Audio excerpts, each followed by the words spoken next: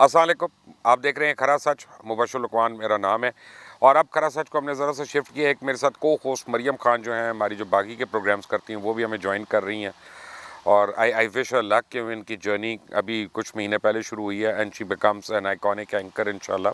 Thank you. बड़े ये सवालात लेके आई हैं और इनका ख्याल है कि इन्होंने मुझे पसंद है, क्योंकि ये जो होते हैं ना, नए जो भी आते हैं मोहल्ले में, कहते हैं पुराने नू पुट लो एक बारी तो फिर आप ही इस्टेब्लिश हो गए। तो मरियम, आपके जो भी सवालात हैं, लेकिन एक बात मैंने ज़रूर करनी है पहले जी। With all due respect. आपने सवाल करने हैं लेकिन मैंने एक अपनी मर्ज़ी से एक चीज़ करनी है। मुझे अहले कराची पे बड़ा तरस आता है। यानी आप ये देखें कि हर किस्म के माफिया जो है ना, वो कराची वालों की नसीब में। बिल्कुल सही बात है। कभी अभी तो बिजली का आप देख रहे हैं कि कई ऐसी जब बजाते खुद एक माफिया बन गया। पानी का वहाँ पे निज़ाम नहीं है, बिजली का वहाँ पे निज़ाम नहीं है, टैंकर वहाँ पे आते हैं, वहाँ पे पानी पीने का अवेलेबल पानी नहीं घरों है। में नहीं आता। टैंकर आपको खरीदने पड़ते हैं, बुलाने पड़ते हैं, सारी डिस्ट्रीब्यूशन लाइन्स हैं, सब कुछ है, लेकिन सफाई एक का भी। माफिया है जो नहीं चलने देती। वफाकी हुकूमत हो, सूबाई हुकूमत हो, बल्दियाती हुकूमत हो, सब के सब अपाहज हैं कराची वालों के मसले हल करने के लिए। 62 साल पुराना कराची में गर्मी का रिकॉर्ड टूट गया इस बारी, ठीक है ना। 62 साल पुराना। लोग बिलबिला रहे हैं, लोग अस्पतालों के अंदर लोग मर रहे हैं। क्यों? गर्मी है इतनी, वो तो वेंटिलेटेड बिल्कुल नहीं है जो आईसीयू में हर जगह पे। कितनी देर जनरेटर्स चलाएंगे? अब बड़ा एहसान किया उन्होंने, कहते हैं कि जी अब गैर एलानिया लोड शेडिंग नहीं होगी। यानी पहले बगैर बताए अजाब था, बताकर अजाब है कि बताकर ये। आपको लाइट भेजेंगे हाँ, तो शायद लोग मरेंगे नहीं। एग्जैक्टली। और देखें, कभी चाइना कटिंग वहाँ, कभी बोरी बंद लाशें वहाँ, कभी बत्ता खोरी वहाँ पे। कराची वालों के जुल्म और सितम जो है ना, वो ख़त्म ही नहीं होते हैं। ऐसा ही है। और हर एक जो है एक दूसरे को ब्लेम कर देता है। वफाकी हुकूमत सूबाई को करती है, सूबाई वफाक को करती है, दोनों मिलकर बल्दियात को करते हैं। बल्दियात रोना शुरू कर देते हैं कि हमारे हाथ में तो है ही कुछ नहीं। बाबा, मुराद लेने के लिए सारे हैं, झंडे लगाने के लिए सारे ही हैं, काम करने के लिए कोई नहीं। अब मैं, हालांकि मेरे दूसरे पर दोस्त हैं, निशाने अली लगाते जैदी का रहते हैं एक मैंने बस। आज ट्विटर पे वीडियो देखा, सही। बड़ा ही मजाका खेस वीडियो था कि जी पिछले साल हमने पहले काम किया था एफडब्ल्यूओ के साथ मिलके, तो बारिशों को हमने कंट्रोल कर लिया। इस साल देखे बारिशों में क्या हाल हुआ। मैं क्या कहूँ, क्या काम हुआ और क्या नहीं हुआ काम। और वो इदारे कहाँ गए बाकी सारे जिन्होंने काम करना? तो फिर सैक करो उनको। क्यों टैक्स पेयर उनके पैसे दे रहा है इतना? लेकिन हम अभी भी अपनी पॉइंट स्कोरिंग करें। बिलावल उठेगा, वो इमरान खान को क्रिटिसाइज हुकूमत करना जो है शुरू वो हो जाएगा। अपोजिशन का रोल प्ले कर रही है बेसिकली। वो जो है शहबाज गिल उठेंगे, वो बिलावल को ब्लेम करना शुरू हो जाएंगे। ये दोनों उठेंगे, वो मियाँ शहबाज शरीफ उनको याद आ जाएंगे। शहबाज शरीफ साहब को बुजदार नजर नहीं, अगर ताकि बुजदार तो अवाम पूरे जो है वो पंजाब को नजर कंफ्यूज नहीं आ ही रहा, रहे ना। बुजदार तो पूरे पंजाब को नजर नहीं आ रहा, उनको कहाँ से नजर आएगा? तो वो हम अभी भी मीडिया पे एक दूसरे के ऊपर पॉइंट स्कोरिंग कर रहे हैं, इश्यूज के ऊपर बात ही नहीं हो रही है। बिल्कुल अरे कह सही रहे बात हमारे है। वक्त में ये था जी, हमारे वक्त में ये था। अरे बाबा, क्या हो गया यार? और नहीं, वो पॉइंट स्कोरिंग हो रही है और फिर अवाम किसको कहाँ जाए, अवाम किसको ब्लेम करे उसके लिए? अवाम अपने आप को करे। उसकी वजह कि अवाम बर्दाश्त करती है इनको। जब अवाम बर्दाश्त करती है तो फिर भुगते, दोबारा दोबारा लाती है अवाम। फिर भुगते। बिल्कुल सही है। ये आपने जो स्टार्ट लिया है ये बड़ी अहम खबर से लिया है। तो मैं आपको जो नेक्स्ट खबर बता रही हूँ, इसमें मौजूदा हुकूमत ने जो ज़मीनों के और रेवेन्यू का जो निज़ाम है उसको चेंज करने का ऐलान किया। उसको दोबारा से पटवारी सिस्टम पर लेकर जा रहे हैं। तो ये ओपोजिशन को तो उस पर अब रद्द-ए-अमल आ रहा है और तनकीद भी की जा रही है कि ओपोजिशन को हमेशा से पटवारी कहा गया है हुकूमत ने, पीटीआई ने। तो अब वो फिर दोबारा से ख़ुद उसी को लेकर आ रहे हैं, तो ये एक तज़ाद नहीं अब महसूस मैं होता? आपको बताऊं, इसमें मेरे पास बड़ी इंटरेस्टिंग साइंस है, यानी बात है कहने को। इसका सबसे पहले आईटी का निज़ाम मैंने शुरू किया था। जब मैं पंजाब गवर्नमेंट में था, मेरे पास कुछ वजारतें थीं, तो एक आईटी की भी थी। मुझसे पहले आईटी के मिनिस्टर जो थे वो अलीम खान थे, जो सही। काफ लीग के वज़ीर थे यहाँ पे।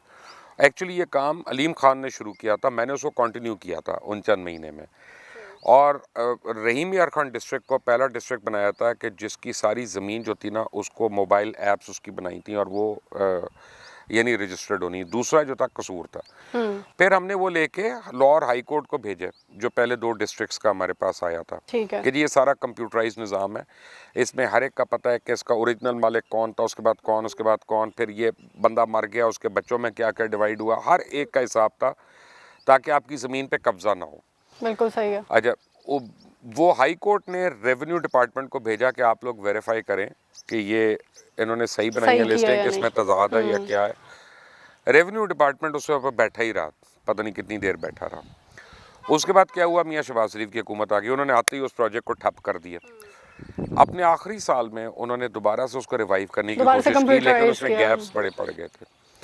अगर पटवारी निज़ाम रहेगा यहाँ पे तो हमारी ज़मीनों पे कब्ज़े होते रहेंगे, हर एक की ज़मीन पे कब्ज़ा होगा, उसके घरों पे कब्ज़ा होगा, उसकी अलॉटमेंट सेफ़ नहीं होगी, वो LDA में घपला, फलां जगह घपला, ग्रीन आसानी है टाउन ना में घपला, करप्शन करने में। हर जगह करप्शन करने में आसानी।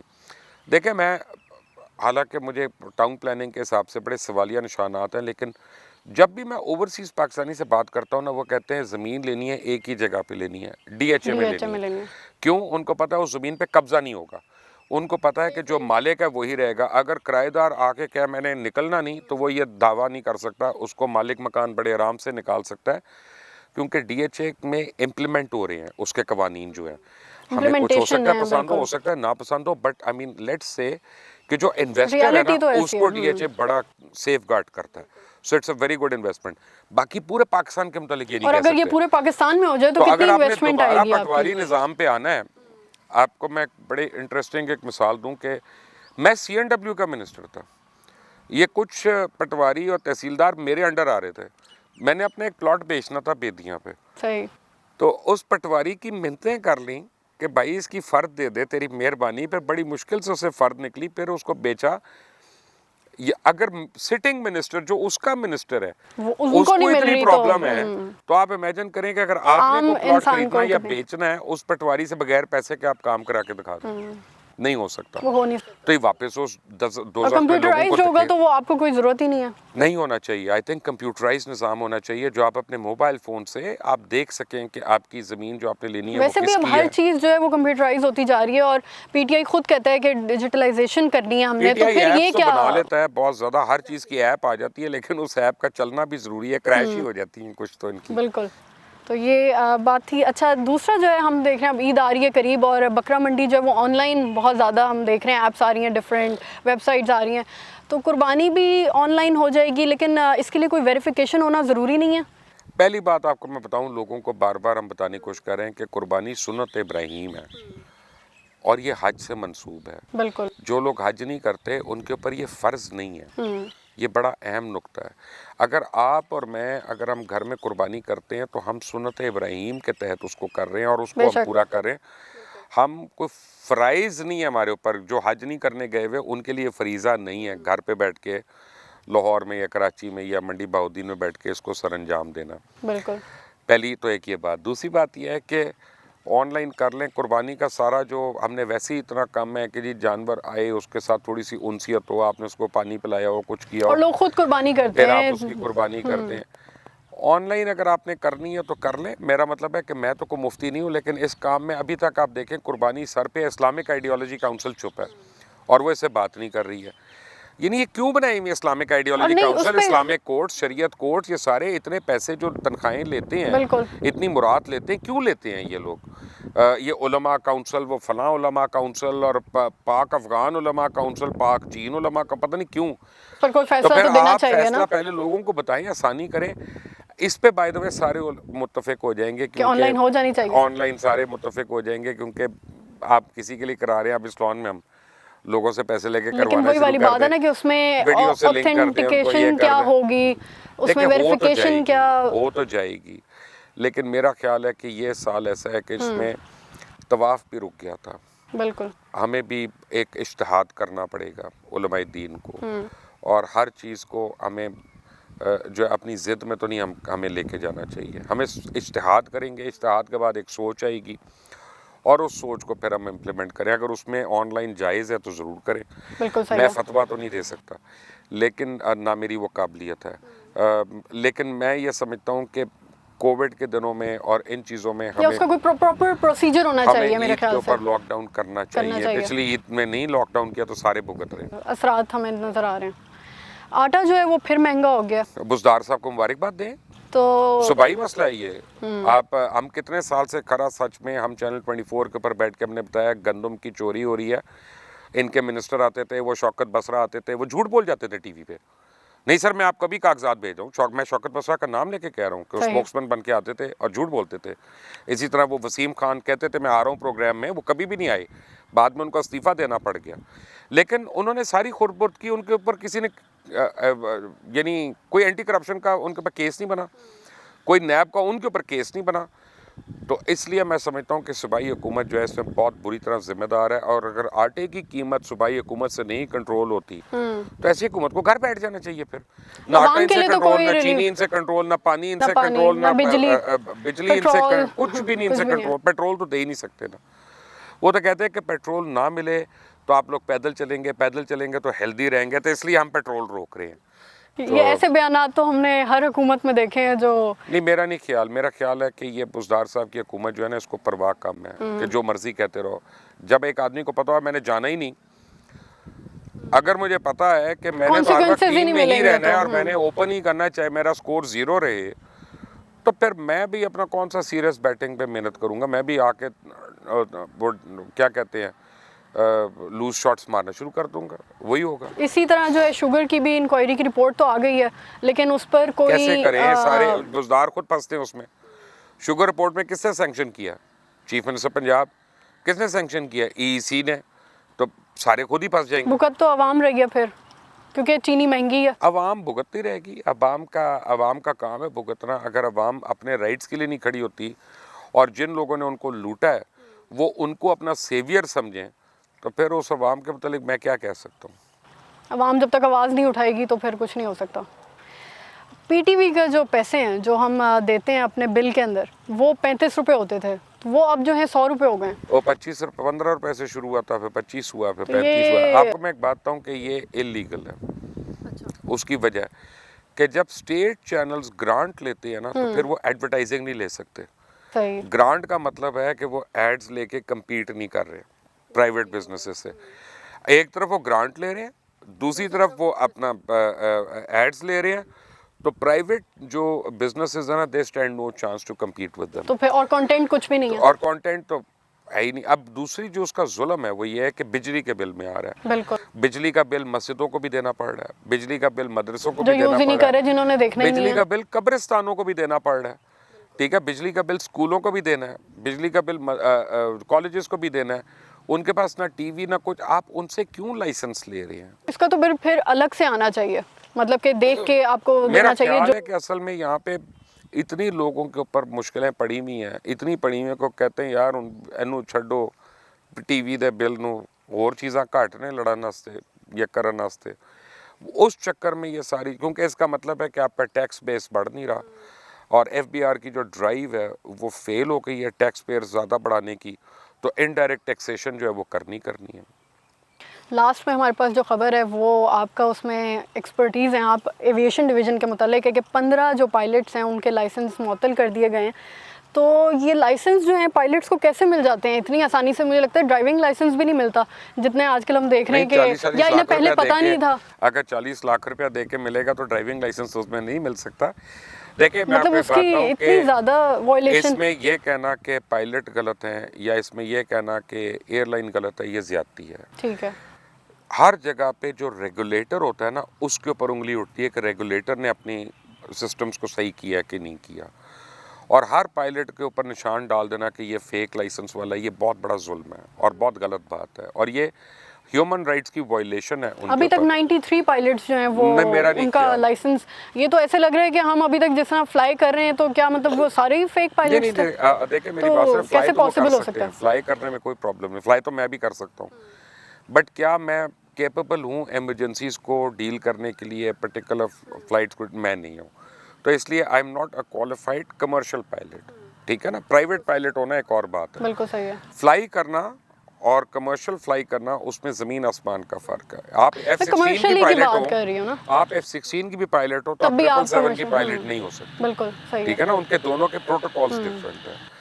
तो ये ज्यादती है। जब तक इस मुल्क में सिविल एविएशन को ठीक नहीं किया जाएगा, और हमारे मिनिस्टर एविएशन है उनका ज़्यादा तजुर्बा पेट्रोल पंपों का या बसों का, ठीक है ना, और वो आज भी मैं उनका देख रहा था किसी के साथ प्रोग्राम, उसमें वो विजिट थे, मेरे ख्याल है कि कामरान खान के साथ वो थे, और वो कही जा रहे थे कि मैं आज भी कायम हूँ 362 की लिस्ट पे।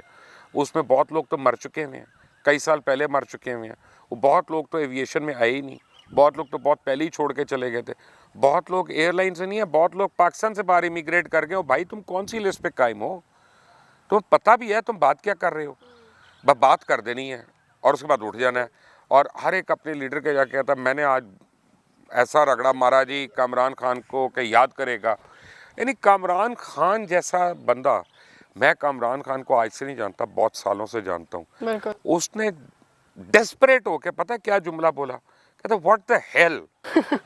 यानी कोई और कामरान जवाब ही खान नहीं ने मिला। अपनी जिंदगी में अगर नहीं गाली बोला। दी है ना या बुरा बोला, उसने ये कहा है व्हाट द हेल। मेरे पास क्लिप है उसकी। और मैं देख रहा था कि वो कितना बेचारा फ्रस्ट्रेट हो रहा था एंकर, कि यार ये बैठ के आदमी चिट्टा काला गोरा लाल पीला इसको पता ही नहीं क्या हो रहा है इस मुल्क में। और पूरी दुनिया में आप बैन हो रहे हैं और वो मिनिस्टर एविएशन अपनी जगह पे, सेक्रेटरी एविएशन अपनी जगह पे, वो वही वाली बात है, ब्लेम गेम चल रही है इसमें भी। जगह पे नहीं, ब्लेम नहीं, अपने ऊपर नहीं आ रहा ना, दूसरों के ऊपर कर रहे हैं। अमेरिकन सिविल एविएशन ने जो खत लिखा है उन्होंने क्या लिखा, आपका रेगुलेटर सही नहीं है, हम इसलिए पायलट्स की रेटिंग 2 कर रहे हैं। इसका क्या मतलब हुआ? इसका मतलब है कि आपका पायलट अमेरिका के ऊपर जहाज नहीं उड़ा सकता। अमेरिका से और अमेरिका तक तो दूर की बात है, उसके ऊपर से भी नहीं जा। क्यों? Unless he supervised by a different pilot. वो तो कोई स्टूडेंट यहाँ से ले जाए तो स्टूडेंट भी उड़ा लेगा अंडर द सुपरविजन। यानी आपने अपने पायलट्स को स्टूडेंट्स के लेवल पे बना दिया। और यार खुदा के लिए 20-20 हज़ार घंटा उड़ाने वाले लोग हैं, इनका क्या फ्यूचर आपको 29 एयरलाइंस इन्होंने बनाई हैं। It's not a joke. इसका फेक बिल्कुल पायलट्स है, जीरो पे ले आए हैं ना। मैं कहता हूं फेक पायलट हैं, लेकिन वो आटे में नमक के बराबर हैं। उनकी छानबीन होनी चाहिए। लेकिन अभी तो ऐसा लग रहा है कि ज्यादा फेक है। और नहीं, ये गलत है। मतलब ये मैं इस portray पे किया जा रहा है ना। बेट लगा सकता हूँ कि ये स्टेटमेंट गलत है। ठीक है, बिल्कुल। और मिनिस्टर एविएशन को नहीं पता, सेक्रेटरी एविएशन को नहीं पता कि वो क्या बातें कर रहे हैं। और इन्होंने एविएशन का बेड़ा गर्क कर दिया है, और ख़ासतौर सिविल एविएशन अथॉरिटी ने बिल्कुल इन्होंने तबाह कर दिया एविएशन इंडस्ट्री को। यहाँ जो एयरलाइन बनती है फ्लॉप हो जाती है, जो एयरलाइन बनती है फ्लॉप हो जाती है। यार किस किस्म की पॉलिसी बना रहे हो? 29 एयरलाइन से पाकिस्तान आना छोड़ दिया पिछले 20 सालों में, क्यों? कोई तो रीजन है ना। वो उनको ये तो नहीं कि चाय को बुरी लगती है यहाँ पे, या उनको अपना वो जो कोई और किसी की शक्ल नहीं पसंद, आप उनको फैसिलिटेट ही नहीं कर रहे। मुश्किल इतना कर दिया कि वो कंपनीज आ ही नहीं सकती, वही ना, फैसिलिटेशन बिल्कुल खत्म कर दिया। और पैसे आप अपनी मर्जी के मांग रहे हैं। अब आपकी इतनी डेंजरस हो गई सिविल एविएशन की वजह से कि हो सकता है जो ओवरफ्लाइंग आपको जहाज नजर आते हैं वो भी शायद रुक जाए पाकिस्तान के ऊपर, कि आपके कंट्रोलर्स पे एतबार नहीं है लोगों को। तो it is not just the pilot, it is your civil aviation authority that needs to be. ये तो बड़ा डेंजरस साइड पे जा रहे हैं हम। टोटली ओवरऑल हम चले गए हैं, अब वापस कैसे आएंगे ये देखना, इसका प्लान बनाना बहुत ज़रूरी है। मुबशर लुकमान साहब, आपका बहुत शुक्रिया। आज की हमारी जो ख़बरें थी वो यहाँ पे ख़त्म होती हैं। व्यूअर्स, आपका भी बहुत शुक्रिया। अगर आपको पसंद आए वीडियो लाइक करिएगा और हमारे चैनल को सब्सक्राइब करना मत भूलिएगा। बेल आइकन को प्रेस करिएगा ताकि हमारी लेटेस्ट वीडियोज़ आप तक बर वक्त पहुँच सकें। अपना ख्याल रखें। खुदा हाफ़िज़।